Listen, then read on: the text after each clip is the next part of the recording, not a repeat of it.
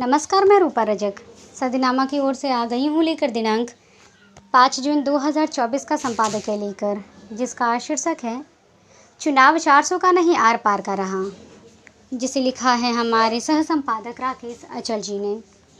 आज का हमारा विषय चुनाव को लेकर है।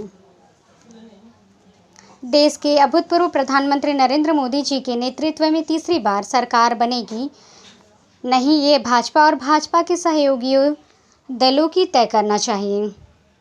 देश की जनता ने अपना मत दे दिया। इस चुनाव में मोदी जी हारे सो हारे, बल्कि हिंदुत्व और सनातन की दरियादिली भी हारी। आज का हमारा विषय इस संबंध में है और जानते हैं इस संबंध में आगे क्या कहते हैं हमारे संपादक महोदय। आम चुनाव के नतीजे आने से पहले मैंने कहा था कि ये चुनाव 400 पार का नहीं बल्कि आर पार का है। आज 4 जून 2024 को आए नतीजे ये प्रमाण करते हैं कि मेरा अनुमान गलत नहीं था। भाजपा सबसे बड़ी पार्टी होते हुए भी इस बार अकेले बहुमत हासिल नहीं कर सके। 400 पार का नारा तो दूर की बात, भाजपा 370 के धारा के सहारे प्रति बूथ 370 वोट बढ़कर अकेले दम पर 370 सीटें जीतने के लिए खून पसीना बहाया था। आज मैं सिर्फ इतना कहता हूं कि निवर्तमान प्रधानमंत्री श्री नरेंद्र मोदी जी को देश की जनता ने खारिज कर दिया। भाजपा को जो कुछ हासिल हुआ वो मोदी जी के नाम या चेहरे की वजह से नहीं, बल्कि उन नेकरनाथियों के श्रम की वजह से हासिल हुआ, जिन्हें नतीजे आने से ठीक पहले भाजपा की राष्ट्रीय अध्यक्ष जेपी नड्डा ने कहा था कि भाजपा को संघ की ज़रूरत नहीं है। देश के अभूतपूर्व प्रधानमंत्री मोदी के नेतृत्व में तीसरी बार सरकार बनेगी या नहीं, ये भाजपा और भाजपा के सहयोगियों दलों की तय करना होगा। देश की जनता ने अपना मत दे दिया है। इस चुनाव में मोदी जी हारे सो हारे, बल्कि हिंदुत्व और सनातन की दरियादिली भी हारी। मोदी जी ने इस खासियत को संकीर्णता में बदलने की कोशिश की। कांग्रेस के राहुल गांधी की मोहब्बत की दुकान का शटर नीचे नहीं गिरा, उनकी दुकान खूब चली। आम चुनाव में नतीजे अप्रत्याशित आते रहते हैं, लेकिन वे इतने अप्रत्याशित नहीं होते कि उत्तर प्रदेश जैसे बुलडोज़र संहिता वाले राज्य में भी मतदाताओं ने बुलडोज़र चला दिया। वे चंद्रबाबू नायडू के साथ ही वे किसी भी क्षेत्रीय दल के साथ गठजोड़ कर सकते हैं। मुझे निवर्तमान प्रधानमंत्री नरेंद्र मोदी के प्रति पूरी सहानुभूति है, क्योंकि वे बहुमुखी प्रतिभा के धनी हैं। वे कामयाब अभिनेता हैं, वक्ता हैं, बहुरूपीय हैं, मदारी हैं। उनके जैसा कोई दूसरा नहीं, लेकिन वे पंडित जवाहरलाल नेहरू बनते बनते रह गए। चुनाव नतीजों ने बता दिया है कि उनकी लोकप्रियता सातवें आसमान को नहीं छुपाई। मुझे लगता है कि आम चुनाव के नतीजों के बाद अब एक बार फिर भाजपा की चाल चरित्र और चेहरा फिर बदलेगा। भाजपा को और संघ को ये करना ही पड़ेगा। वर्ष 2024 के आम चुनाव में कांग्रेस के अलावा देश के अनेक क्षेत्रीय दलों ने कुछ खोया नहीं बल्कि हासिल किया। ओडिशा की बीजू जनता दल इसका अपवाद है। भाजपा को न दो मुख्यमंत्रियों को जेल में डालने का कोई लाभ हुआ। भाजपा को पंजाब में कुछ हासिल नहीं मिला,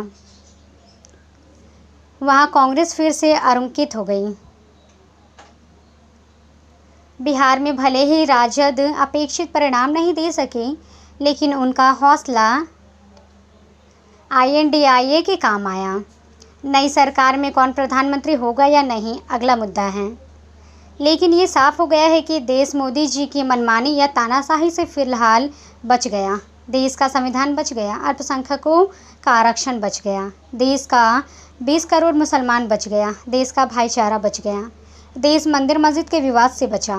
अब भाजपा को राम नहीं कृष्ण का आसरा लेकर भविष्य की राजनीति करना पड़ेगा। अपना नेता बदले बिना भविष्य की राजनीति नहीं कर सकती। भाजपा यदि माननीय मोदी के नाम पर अड़ी रहेगी तो भाजपा का भट्टा बैठ जाएगा। भाजपा ने पिछले 10 साल में भाजपा ने जिस तरह से ऑपरेशन लोटस और ऑपरेशन झाड़ू चलाया, उससे भाजपा को लाभ होने के बजाय नुकसान ही हुआ। अगले 48 घंटे में देश की राजनीति का ऊँट किस करवट पर लेगा कोई नहीं जानता, लेकिन ये तय है कि भाजपा के नेतृत्व में यदि नई सरकार बनती है तो उसकी उम्र और शक्ति पहले जैसे नहीं होगी।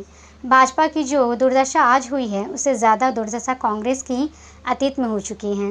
तमाम विसंगतियों के बावजूद भाजपा सबसे बड़ी पार्टी के पार्टी है, इसलिए जाहिर है कि राष्ट्रपति सबसे पहले भाजपा और उसके नेतृत्व वाले गठबंधन को सरकार बनाने का निमंत्रण देंगे।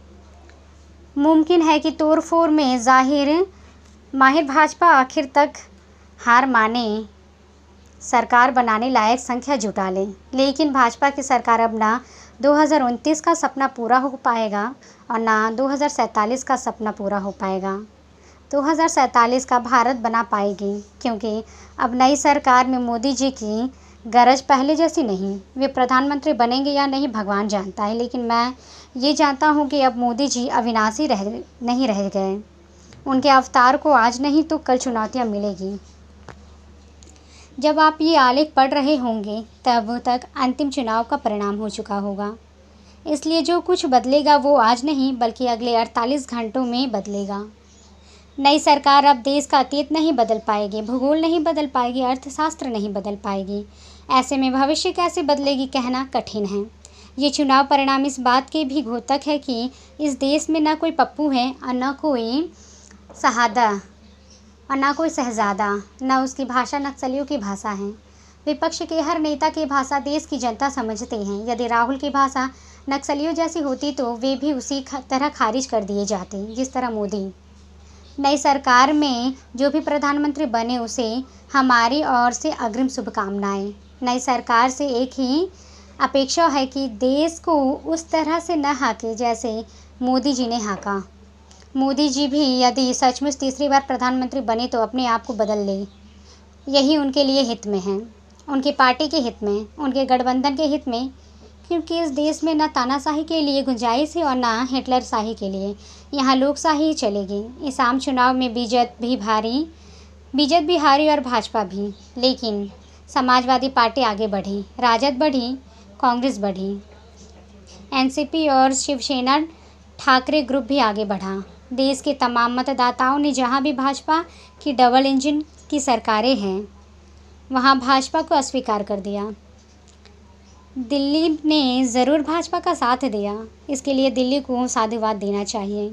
साधुवाद तो ओडिशा को भी देना चाहिए, क्योंकि यहाँ भाजपा के प्रवक्ता संबित पात्र ने मोदी जी की तुलना में भगवान जगन्नाथ को छोटा बता दिया। लेकिन लगता है कि भगवान जगन्नाथ ने साफ भाजपा को माफ़ कर दिया। इस चुनाव में सबसे बड़ी बात यह हुई कि गोदी मीडिया के चेहरे पर सबसे कचरा तमाचा मारा गया। गोदी मीडिया की तमाम एग्जिट पोल औंधे गिर गए। तो ये था दोस्तों हमारा आज का संपादकीय। कल फिर लौटेंगे एक नए विषय, एक नए संपादकीय के साथ। तब तक के लिए नमस्कार।